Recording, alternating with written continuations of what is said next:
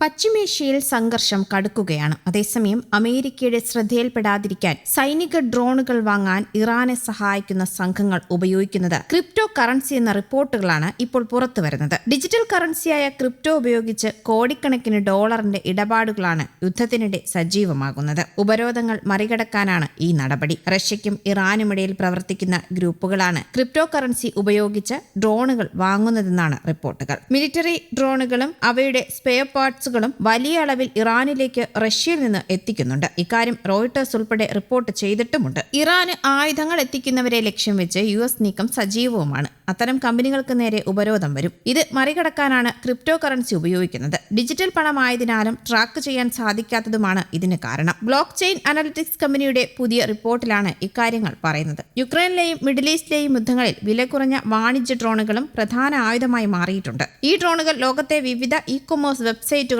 എളുപ്പത്തിൽ ലഭ്യമായതിനാൽ ആരാണ് വാങ്ങുന്നതെന്നും ഉദ്ദേശം എന്താണെന്നും അധികൃതർക്ക് കണ്ടുപിടിക്കാനും ബുദ്ധിമുട്ടാണ്. 2022 റഷ്യ യുക്രൈൻ യുദ്ധം ആരംഭിച്ച ശേഷം $83 ലക്ഷം ഇടപാടുകൾ നടത്തിയതും ക്രിപ്റ്റോ ഡൊണേഷനായാണ്. അതേസമയം ഇറാനിലുടനീളം അടിസ്ഥാന സൗകര്യങ്ങൾക്ക് നേരെ ശക്തമായ ആക്രമണം അഴിച്ചുവിട്ടിരിക്കുകയാണ് ഇസ്രയേലും അമേരിക്കയും. പുനർനിർമ്മിക്കാൻ കഴിയാത്ത വിധം തെഹ്റാനിലെ ഏറ്റവും വലിയ പാലം തകർത്തതായും കൂടുതൽ കടുപ്പം കൂടിയ പ്രഹരം വരാനിരിക്കുന്നതായുമാണ് ഇറാന് US പ്രസിഡന്റ് ഡൊണാൾഡ് ട്രംപിന്റെ മുന്നറിയിപ്പ്. കീഴടങ്ങില്ലെന്നും ഹോർമുസ് കടലിടുക്ക് അമേരിക്കയ്ക്കും ഇസ്രയേലിനും മുമ്പാകെ ദീർഘകാലം അടച്ചിടുമെന്നാണ് ഇറാൻ പറയുന്നത്. കരയാക്രമണത്തിന് തുനിയുന്ന ഓരോ അമേരിക്കൻ സൈനികനെയും വകവരുത്തുമെന്നും ഹോർമുസ് കടലിടുക്കിൽ പുതിയ സ്റ്റാറ്റസ് കോ ഏർപ്പെടുത്തുമെന്നും ഇറാൻ പറയുന്നു. ഹോർമുസിൽ UN മേൽനോട്ടം വേണമെന്ന് ഗൾഫ് രാജ്യങ്ങൾ പറയുന്നു. നയതന്ത്ര പ്രശ്ന പരിഹാരമാണ് വേണ്ടതെന്ന് റഷ്യയും ചൈനയും ആവർത്തിച്ചു. ഇറാന് പുറമെ ഇസ്രയേൽ നഗരങ്ങൾക്ക് നേരെ മിസൈൽ ആക്രമണം നടത്തി യമനിലെ ഹൂതികളും രംഗത്തുണ്ട്. അതിനിടെ ഇറാനിൽ US സൈന്യം കരയുദ്ധത്തിനിറങ്ങിയാൽ അധിനിവേശക്കാരിൽ ഒരാൾ പോലും ജീവനോടെ തിരികെ പോകില്ല എന്ന് സേനാ മേധാവി മേജർ ജനറൽ അമീർ ഹതാമി പറഞ്ഞു. കരയുദ്ധത്തിന് സജ്ജരായിരിക്കാൻ സൈന്യത്തിന് നിർദ്ദേശം നൽകിയിട്ടുണ്ടെന്നും ശത്രുക്കളുടെ നീക്കം സൂക്ഷ്മമായി നിരീക്ഷിക്കുകയാണെന്നും അദ്ദേഹം പറയുന്നു.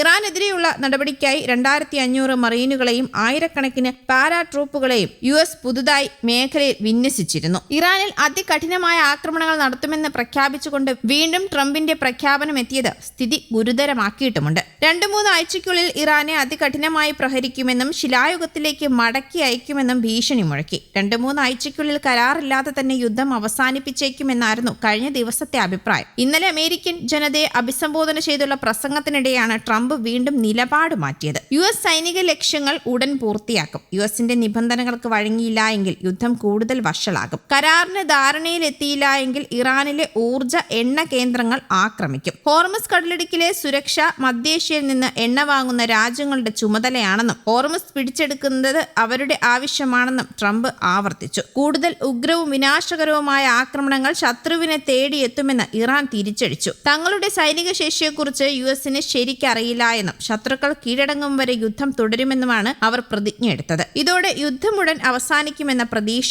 മങ്ങിയിട്ടുണ്ട്. ട്രംപിന്റെ പ്രഖ്യാപനത്തിന് പിന്നാലെ എണ്ണവില വീണ്ടും കൂടി, ഓഹരികൾ ഇടിഞ്ഞു. ഇറാനെ സംബന്ധിച്ച സുപ്രധാന വിവരം ട്രംപ് പ്രസംഗത്തിൽ അറിയിക്കുമെന്നാണ് വൈറ്റ് ഹൌസ് നേരത്തെ അറിയിച്ചിരുന്നത്. എന്നാൽ കുറെ ദിവസങ്ങളായി പറഞ്ഞുകൊണ്ടിരിക്കുന്ന കാര്യങ്ങൾ ട്രംപ് ആവർത്തിക്കുകയാണ് ചെയ്തത്. വെടിനിർത്തൽ ധാരണയിലെത്തിയാൽ മാത്രമേ ഹോർമുസ് സുരക്ഷിതമാക്കാൻ സഹായിക്കൂ എന്നാണ് യൂറോപ്യൻ രാജ്യങ്ങളുടെ നിലപാട്. അതേസമയം ശത്രു രാജ്യങ്ങളുടെ കപ്പലുകളെ വിലക്കാനും മറ്റു കപ്പലുകളിൽ നിന്ന് ടോൾ ഈടാക്കാനും അനുവദിക്കുന്ന ബില്ല് ഇറാൻ പാർലമെന്റ് അവലോകനം ചെയ്യുകയാണെന്നാണ് റിപ്പോർട്ടുകൾ പുറത്തുവരുന്നത്.